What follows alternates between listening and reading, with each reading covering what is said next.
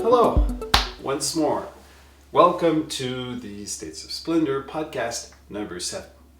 Today we are going to explore yet another interesting subject that has to do with the manifestation of splendor. Today it's exclusively through the manifestation of splendor in objects, because we often explore the manifestation of splendor through stories or through places or through businesses, through people. This time it's strictly through objects. And today's subject, the subject of the S.O.S podcast number 7, is collector's items. The whole phenomenon of collectors. Now, this here is definitely not to go into the same vein as material attachment to objects. This definitely is not something that is very helpful in the human experience. Attachment to human objects and materialism is not helpful in the long run. However, there is another dimension to appreciating the beauty, the intrinsic deep beauty in certain objects. Without delving into materialism, the other road is actually an appreciation, a detached appreciation of the value, of the significance of the object in question. So what's happening is that the people become enamored of an object because we're actually protecting the splendor that lies within. We do it with a notion for future generations. We try to protect the splendor for future generations, and it actually becomes more and more appreciated as time goes by because the rarity and the significance of the object goes up. So this is a quite interesting subject. It can be a subject that's analyzed through different angles. It could be analyzed through the financial side of collector's items, which is also quite interesting.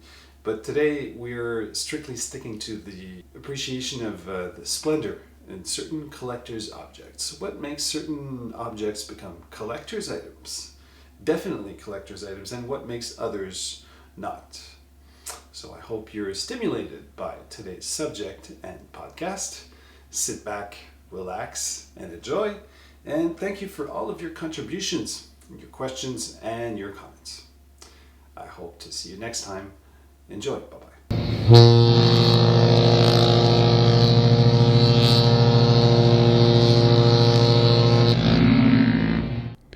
Welcome. How are you? Welcome to this States of Splendor podcast number 7. This is the last podcast recorded in Montreal for a while, so NDG represent. So before we start this podcast, I'm going to say a quote from a podcast, a previous S.O.S podcast, the one about the stuff of legends. So here it is. Everyone has access to splendor, if only in the fruits of our own labor, attaining equilibrium, productivity, and mastery enables each and every one of us to contribute a decent measure of splendor in this transient world.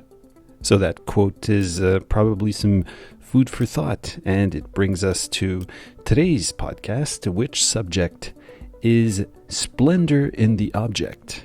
If you've been following the S.O.S podcasts, you probably know about the States of Splendor perspective.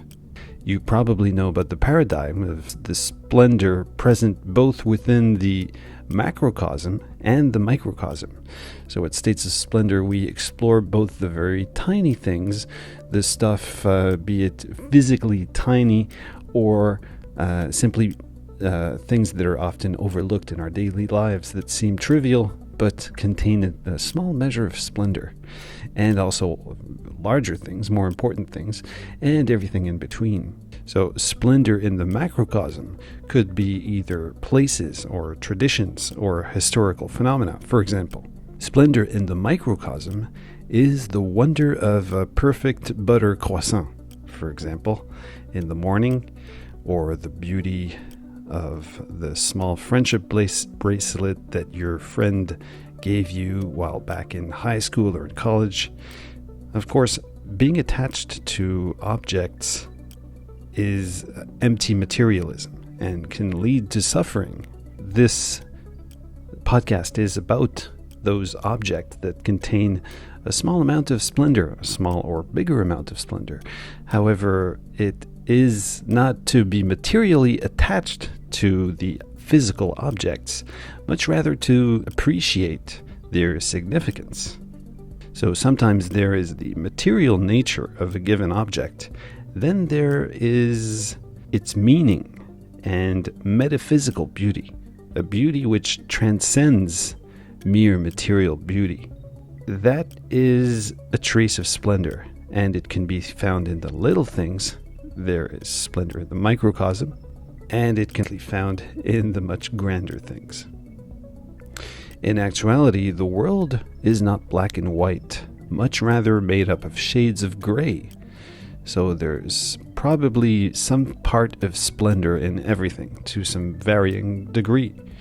When you stop and look upon anything, a small pebble on the road even, there is, depending on the eye of the beholder, depending on the angle of analysis, some splendor either apparent or to be revealed. Nevertheless, we can observe that objects with time either become useless and devoid of any worthy qualities, or acquire a certain je ne sais quoi, a certain character, a certain patina. I really love this word, patina. For those who don't know, refers to old wooden objects, for example, or objects made with other materials, be it jewelry or furniture. Or for example, a very, very old chair with time has little imperfections and scratches, and this gives the chair a certain look which is indicative of its age, and that is known as patina, and it's very much appreciated when it is natural.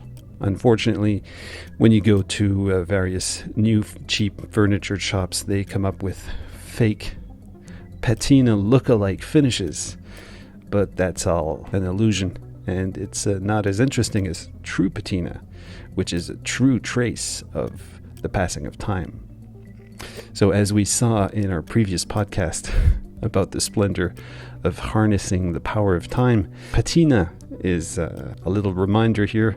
Patina is one of those signatures of the passing of time. So those little qualities that certain objects acquire when they age, some become useless, but some acquire this patina character, and they increasingly reflect or exude splendor. No one can argue the more within a state of splendor an object was made, the more splendor remains exuding from the same object in time.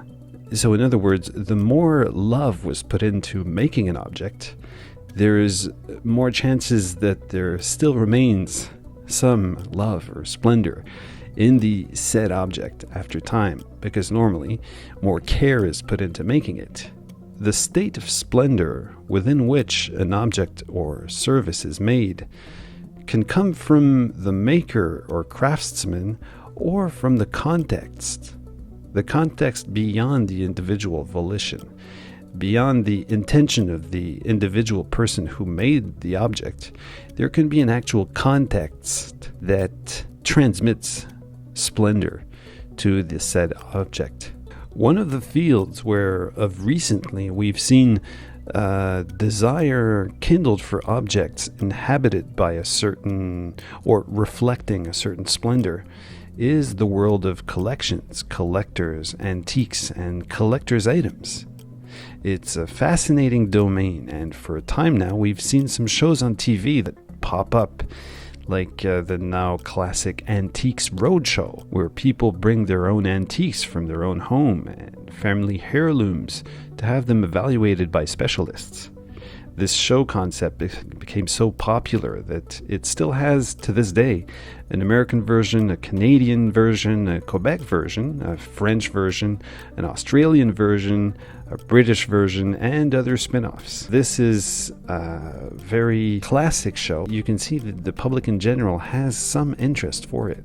Then after that, there's the show that was invented in 2010 called American Pickers, where there's actually two guys from the U.S. that go to various locations, and they go to different farms and stores, attics and basement, and they try to select items that are worthy of interest and where there's some money to be made. So of course the show is a little bit staged, and the negotiation process when you see the people go to this farm and buy an object from a person is probably a little bit staged, but nevertheless the actual objects are real and they all have a certain story, and the work done by these two individuals when they go get some objects is a certain reflection of a passion that American people have.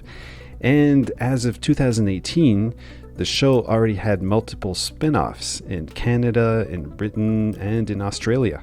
Another example of another show that has some interest for objects. It's not necessarily focused on the splendor within the object. It's more of an entertainment show. But nevertheless, they often come across objects in the show that sometimes are quite surprising and actually have a little bit of splendor in them. So there's Storage Wars. Storage Wars, where there's people that auction off the content of abandoned storage units. This show ran close to home because I had all of my stuff in a storage unit for some time, and I was hoping that it wouldn't end up in an episode of Storage Wars, and thankfully it didn't. So occasionally the buyers, when they win an auction, they win the content of one storage unit, and they'll find a diamond in the rough. So in every case, the studied objects in these different shows, they have a dash or more of splendor, reflecting or exuding from them. These shows are among the rare TV shows to this day that maintain a large following and a healthy interest. These objects all have a fascinating story. Sometimes it'll be a very, very important and historic story, and sometimes it won't be. There are some very small collectible items. People collect matchboxes sometimes, and matchboxes are pretty insignificant objects. But when you stop and look upon a matchbox collection, it's much different because it's a little piece, a little sample of a hotel in another continent, for example, or a very old company who used to do its publicity through matchboxes. And it's very interesting to see the different logos and designs that were done. And they can be either reflective of an industry, reflective of a continent, of a country, or they can be reflective of a period, a time period, an aesthetic of, for example, the 70s or the 80s. And it's very fascinating to watch this and compare it to other objects. Some people collect almost anything. Some people collect the commercial pens that are manufactured sometimes for different companies to do their advertising on, and it's the same thing. The logos are very interesting. They can be compared to others, and they can be some exclusive pieces there that are hard to find, and it's creating the way I feel about it, it's a very healthy fun. People like to hold a certain part of splendor in their hands, and when they actually initiate a collection and they really take the care to observe an object, they could actually extract through that process some splendor of an otherwise very ordinary object. And this is why we have the great pleasure to announce that we've decided at S.O.S. to operate a new project, a new video project. So we're calling on each and every one who owns a piece of splendor in an object to share it with us here at States of Splendor, and we're going to showcase these different objects from the public. Our project is a new series on TV S.O.S, and it's called Splendor Show and Tell. I hope this new series will be quite interesting. I think it will, because many people will be thrilled to have their objects showcased and commented and, of course, compared. And it's going to shed light on these objects that would otherwise be lost and forgotten, and immortalize them and allow the pleasure of their existence to be shared with other viewers. So, in hoping you'll enjoy this series has different episodes, and each episode will feature a handful of objects that viewers and readers have submitted. So the goal here won't be to appraise the monetary value of each object or to buy and sell them. It'll be a much more laid-back angle, and it would be much rather to appreciate the splendor dwelling in their midst, the splendor in the object, being in awe of the transcendental nature of a finite physical object. So this is an official calling upon people who own such objects. This does not have to be a very valuable object. It can be something as simple as a pebble on the street. It all depends on the story you're going to tell that is related to it and the story of the object. Of course, the story has to be true, and we will obviously not be able to showcase all the objects that will be submitted. However, we will definitely try to be as thorough as we can. So for every object you'd like to submit, and you can submit as much as you'd like, you can send us the information, the story of the object and the object details at info@statesofsplendor.com. So that's info at STATESOFSPLENDOR.com. So send the object story, your feelings about them, and some pictures. We would need 6 or more pictures, and if you have video footage of these objects, it would be even better. So just take some footage of the object with your cell phone, and we'll comment it. We can't guarantee we'll showcase all submissions once again, but we will select the best for you. So this series will start as of 2 weeks from now. And so as an appetizer, we'd like to just give you a little sample of this new show, the Splendor Show and Tell. So I bring you our first serving of Splendor Show and Tell today in this podcast. So as you'll see, this podcast is an audio-visual podcast. Of course, it's mostly audio, but there's some relevant pictures that are usually shown along the text of this podcast. So here we go with the States of Splendor Show and Tell number 1. As you see, the objects don't have to be of any specification, only that they have to be more than a strictly personal, sentimental value. And they also have to be non-perishable items. I cannot show a steak or a very good meal. That's something that's more transient. I'd like a more permanent object, one that can travel through time. And a salad can not very well travel through time. It can have some difficulty. So we're aiming at objects that are conceived to be able to travel through time, or at least able to travel through time. Collector's items or non-collector's items, it doesn't matter. What matters, though, is your perception of it and your true and sincere perception that there is a certain parcel of splendor within the object that you're going to showcase at Splendor Show and Tell. So here we go for today. The objects that are going to be showcased today are numbered at 4. There's going to be 4 different objects, and we're not going to name the list of them in order to keep the serendipity of this Splendor Show and Tell, number 1. So here we go. And once again, don't forget to submit to us your objects, a little description of them and some pictures, regardless of if they compare to these, the objects shown today, or not.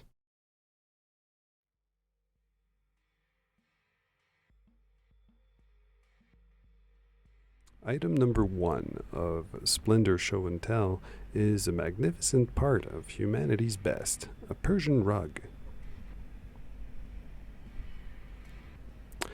Persian rugs are a wonder of craftsmanship.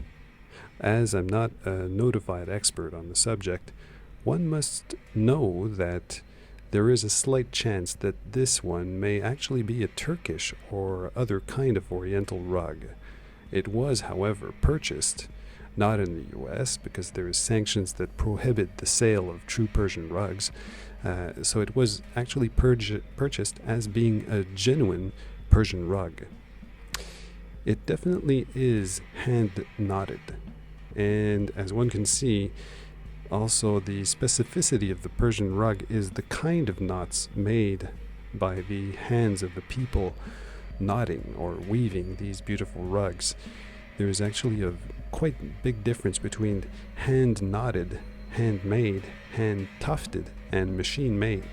So the one people, the Neck Plus Ultra people look for is the hand knotted Persian rugs. And then there's the hand tufted. Hand tufted actually uses, it's kind of a hybrid between the machine made and the handmade, because the hand tuft method uses a handheld machine that helps in the weaving process, and it's done on a canvas matrix. And then there's the machine made, which is the less valuable one. So Persian knots are, because there's such a thing as a Persian method of knotting, Persian knots are made in such a way that is much less bulky, and it allows a much finer curve in the design. It's much more precise. This being said, Turkish handmade rugs are also extremely high quality, and many people look for those, although they utilize a different type of knot, not allowing the same type of design. All in all, the quality of a truly hand knotted rug is judged by its place of origin and very much by the number of knots per square centimeter. Although traditional Persian rugs are the ones held in highest esteem, all traditional hand-knotted Oriental rugs have a very much appreciated value. Turkey, Pakistan, India, Uzbekistan, Armenia, and a few other nations have their own recognized high-quality rug-making traditions. The main thing one should be aware of is the high-volume machine-made rugs. Although machine-made rugs are often a very good economical product, one should not confuse the two, as they definitely don't have the same value. One way of differentiating the machine-made from the traditional high-value hand-knotted rugs is by the reverse side. On the reverse side, you can see the machine-made rugs as well as the hand-tufted rugs made with a handheld machine often have a canvas or a cotton matrix on which is integrated the rug designs. On a true Persian hand-knotted rug, the reverse side is absolutely identical to the top side. Also, the typical Persian knots must be recognized. On machine-made or hand-tufted rugs, the fringe is often sewn in or added in some way. On true hand-knotted Oriental rugs, the fringe is actually one with the rug. It's made with the actual threads of the rug. If hand-knotted rugs are well kept, if you rid them of their dust regularly, and if you keep them well, these rugs are made to be kept for generations. You can actually give them to your children and your children's children, and if really they're kept well, especially keep them away from mites, if you keep them well, they actually acquire character with time, and they even acquire value. Best of all, with these kinds of rugs, if they're really truly traditionally handmade, is that they are kind of beyond the scope of trends. They will always be fashionable. Actually, they are beyond fashion, and that is the way that the splendor in these rugs is translated. Splendor Show and Tell item number 2 is a beveled glass decorative box. I say decorative box reluctantly here because this object is actually an addition to a collection of what is known as a pillbox collection. My father's pillbox collection. My dad collected small boxes that he gathered from all sorts of different places all around the world. Ever since I was small, I was mesmerized by those intricately designed boxes that were all of different shapes and colors in an old cabinet. I would ask him what they were and what they were for, and he would reply that they were a collection. That was my very first contact with the actual concept of what is a collection. They were a collection of pillboxes. I didn't understand as aspirin came in plastic disposable boxes, so I didn't see why they were such nice boxes for pills, but he explained that in olden times, pharmacies would sell pills in small hexagon-shaped boxes. This art became more and more varied, and more sophisticated boxes were used to carry pills around. So the term pillbox fell out of use, but my father always stuck to it. His collection gradually came to include a wider array of small boxes, each having their own aesthetic qualities. Now my uncle, who's my father's brother, always had the hobby of making stained glass. Later in life, when he was working in the glass business, he came upon beveled glass. Now beveled glass is usually used for making decorative windows. It's glass without any color though, and but it has some aesthetic qualities to it. So in his free time, he decided to take upon working with glass once more, and to use his skills as well as the product he was working with and make something for my father's collection. And that's how he came to make the object you're looking at now. He took time out of his busy work to make this small beveled glass box. Now it's not exactly a pillbox, but it is a very small box, so it could be considered as being an addition to his collection.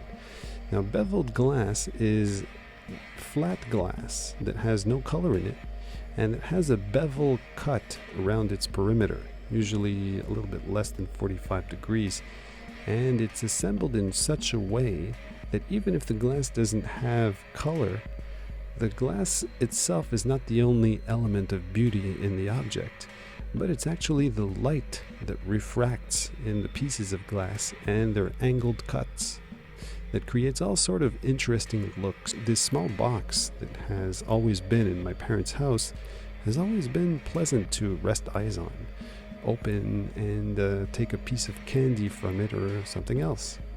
It's quite simple. As you can see, I broke a little piece in one of the corners of the lid, but the small box my uncle made still has its relevance in my house I hope to live in someday. It's a very simple box that I enjoy. The third SST object of today is a traditional clay teapot. It's a yixing teapot, in Chinese called yixing hu. It's made from yixing clay. So this one has been made in the Jiangsu province, and yixing clay has been very much renowned for quite some time. Apparently, as of the beginning of the Song dynasty, they started using clay to make various utensils that could be used, amongst others, as teapots. So this teapot has been made by an artisan according to the traditional techniques. Yixing teapot making is an art that's been elaborated since at least the 15th century. They since all have been made using this material and this method. These teapots are made for use with fermented teas, usually, although not exclusively. So they are made for use with usually teas such as oolong, which is my favorite, or aged pu'er teas or black teas, which are known as red teas in China. You may be surprised that these teapots are quite small, but this is because the teas it is destined for only have to brew for a few seconds, so the leaves shouldn't swim in the water for an indefinite length of time. They only have to be in contact with the water for a very short time. For certain teas such as oolong, one way by which the quality can be appreciated is by the number of times you can infuse the tea leaf. So each time you reveal a new part of the flavor spectrum existing in the tea. Therefore, it's a small teapot that contains only a small amount of water, so it can be promptly infused and then promptly served in small cups. And the small cups allow the tea to cool off and then to be drunk quickly before another infusion is done. And the more the tea is of higher quality, the more infusions can actually be done with the same leaves. This is actually a traditional Yixing teapot. Its true name is Yixing Zishahu. It's not an example of the highest quality of Yixing Zishahu, but it's a truly handmade one using bamboo tools. By the way, Yixing Zishahu means a teapot made out of purple clay, because the Yixing clay is very much renowned and is referred to as being purple clay. This type of teapot is the one that true tea connoisseurs put only one variety of tea in. This is because it's made from a porous material, and this porous material will absorb a small part of the tea that's brewed in it. So this is why you should never use soap to wash these Yixing teapots. Much like wine tasting glasses, actually, professional wine tasting glasses, soap is a definite no-no. So the teapots are simply rinsed with water and then they're dried. And with time, they actually develop a layer of complex flavors, because each time that tea is brewed in it, an infinitely small part of tea coats the insides of this teapot. And so they develop a layer of flavors that nestles all future tea brewing within its confines. Yixing Zishahu is definitely a marvel, and as you can see, it actually deepens with time. Instead of being a disposable product, each time you use it, you actually make it more and more interesting. And after that, each Yixing Zishahu have like a different flavor story to tell. And that's what makes it absolutely fascinating. And that's what makes it actually become an object that can be collected. And some of these objects can be kept for generations and generations. There's ones that are hundreds of years old. There's one that actually sold recently for more than 12 million yuan. But once again, this is not about the financial value. Splendor Show and Tell is just an exercise to ponder the marvel that is before us in a simple object. A simple object that holds within it a little parcel of splendor.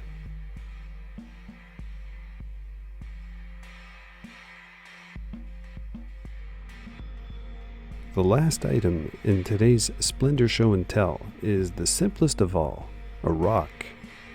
As you may know, the eyes of the beholder are responsible for at least half of the perceived splendor. What you see now just isn't any rock. It's the one I chose. It's a Ferruginous sedimentary rock. Upon completing my degree, I had a 3-month internship. I insisted on doing it in a remote northern location for various reasons, and one being that I wanted to get acquainted with the American Indian part of the population, namely the Innu and the Naskapi of northeastern Quebec. So I traveled to Schefferville, which is quite far north, and it's on the border with Labrador. This itself could be the subject of a podcast or two. So I was working a lot of the time, but I did regularly go outside for long walks. I went for long walks in back of the Royal Hotel in those famous hills that overlook Schefferville. The people there actually told me to be careful because it was springtime and it was exactly the time that bears wake up from their winter slumber, and at that time, well, they're kind of hungry. So I would go up there, climb the hills, and realize that these hills were actually quite farther than I thought.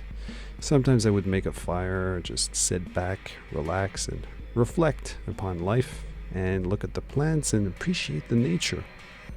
And on one day, on one of my walks, I just came upon this little rock. It was on my path. And well, actually, I already keep rocks, because when I was small and I learned what a collection was, I absolutely wanted to start my own, so I started a rock collection. And I just keep some as mementos sometimes where I go. And so therefore, this one was looking a little different from the ones I was used to seeing. So I picked it up. I noticed its faint lines, as you can see, and I just decided to keep it. Now, Schefferville is a mining town. It was a mining town for decades and decades, and it almost closed down in the 1980s. Actually, the mine itself closed down. It was an iron mine. For years, it remained a surviving potential ghost town. Many other cities turned into ghost towns, but this one, was kept alive thanks to the Innu and Nescapi presence there. Iron used to be mined near Schefferville, and the iron ore was transported by train to the port of Sept-Îles. Sept-Îles, which is 12 hours to the south by train. As you see here, the rock I came upon has a slight shine to it. I found out that this was in fact a metallic shine because it contains iron. In fact, if you put a magnet on this, I unfortunately didn't have a magnet to show you, but if you put a magnet on it, it will attract the rock. So this rock is actually part metal. I like to have that rock around as it reminds me of the treasure of the earth that's found around Schefferville, and the fact that I went there. It's part of the iron that actually was used to build New York. You know, all those skyscrapers and those metal beams. Well, the iron came in like a big part of the iron came from Schefferville. So this is a rock that makes me think about all this. If you look closely at it, you can also see the fine strata, these lines, because it's not pure iron, of course. The fine layers of material that accumulated and piled on over the centuries and millennia. If you look closely at this rock, you can find the forces of nature at work and witness, once again, the work of time on our planet itself.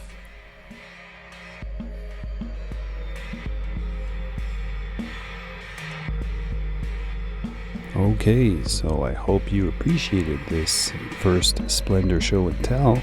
We're going to slowly come out of this dream time and touch down to the earth. We're going to touch down very soon in 5, 4, 3, 2, 1. And here we're back on earth. So I hope you appreciated this. Now, if you want to find a Persian rug, well, good luck, because there is none to be found in the U.S. It's illegal to trade, and I'm not going to be able to leave you with a link to one. And anyways, it's like they're quite expensive. As for the beveled glass box, well, they're also not for sale. That's part of what makes its beauty. It's a one of a kind. It's my uncle made it, and there's only one. That's what makes it that special. However, as for the Yixingzi Shahu traditional teapots, I will leave a link for some if you would like to buy one. I'll leave a link to one that's, or some that are actually true ones, that are the traditional ones, because there's a lot that are actually cast and they're made on a very large scale. So you would, if you want one, you want the actual one which is made with the traditional material using the traditional methods. So I'll leave one in the description below, And if you click on it, obviously every time that helps us, because these podcasts obviously take quite some time to make. Each podcast takes a few hours actually to make. So in any case, I thank you for listening. I hope you appreciated. Thank you once again for all of your contributions, comments, and questions. And we'll see you next time on the S.O.S. podcast number 8. See you next time. Bye-bye.